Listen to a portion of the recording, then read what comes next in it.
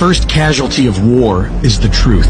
And if the American people knew the truth about U.S. interference in Ukraine, they might not be so eager to start World War III. During World War II, Western Ukraine sided with the Nazis. After the war, the CIA helped Ukrainian Nazis evade the Nuremberg trials and began operating with them within the Ukraine. After decades of CIA infiltration, the Ukrainian People's Movement emerged in 1989 and gave birth to extremist groups Svoboda, Trident, and Right Sector, neo-Nazi groups pushing for the ethnic cleansing of Ukraine, extremist groups cultivated by the CIA, supported by the U.S. State Department, and used by the IMF to bring Ukraine to heel. When Yanukovych beat NATO-backed Yushchenko in the 2010 elections, his government was being pressured into signing an EU association agreement by the International Monetary Fund in their typical conquer-by-debt offer that would financially ruin the Ukraine and place them at the mercy of the World Bank. Yanukovych declined their offer.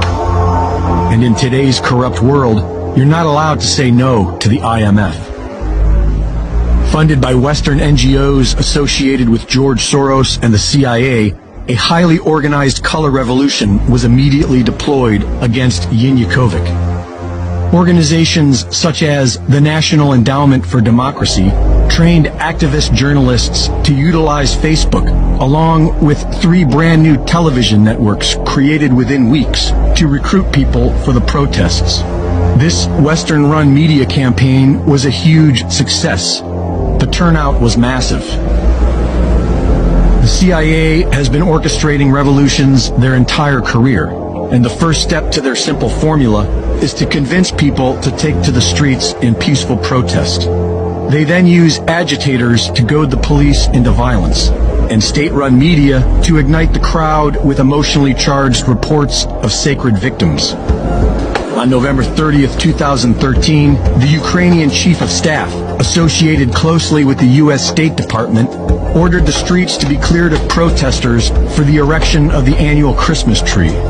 When the police arrived, they were met by a highly aggressive and well-organized faction of Ukraine's Right Sector, who provoked the police into a violent reaction against peaceful protesters, which is all the Western intelligence media reported on. Predictably, this resulted in more unrest and violence, which was further fueled by U.S. Senator John McCain's support of the protests. Leaked phone calls reveal that the U.S. State Department was orchestrating this coup d'etat from within the U.S. Embassy, with support from Vice President Joe Biden.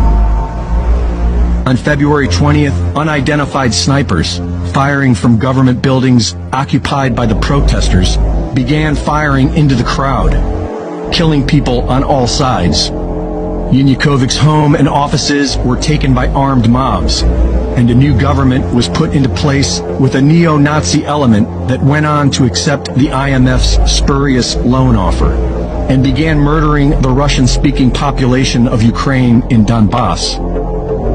As a result of this Western-created quagmire, 96% of the people in Crimea voted in favor of joining Russia. And while the nation celebrated, Western media reported that they were invaded by Russia. Their proof? A Russian military presence which has existed there since 1804. Supporting a criminal war against Russia does not make you a patriot. It makes you a useful idiot of the globalist banking cartel, the very same entities waging war on all of humanity with passports and experimental. A righteous patriot would call out his government for war crimes, and through fraud and deceit, the United States government has been the world's biggest purveyor of war crimes for decades, all in the name of spreading McDonald's, genetically modified foods, and sexual perversions worldwide.